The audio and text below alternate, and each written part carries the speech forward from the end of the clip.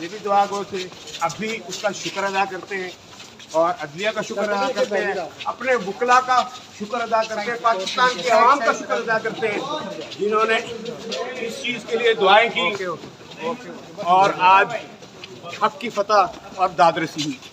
Thank you sir, thank you. मेहरबानी, बहुत शुक्रिया। इमरान खान साहब के साथ खड़े हैं। हम इमरान के साथ कल भी खड़े थे, हम इमरान के साथ आज भी खड़े हैं और हम आने वाले कल में भी इमरान खान बस बस आगे हो गए। Thank you very much, thank you so much.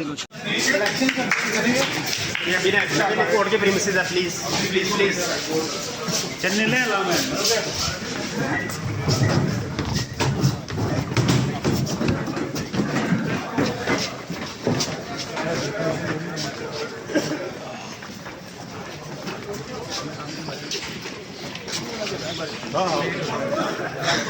आजा आजा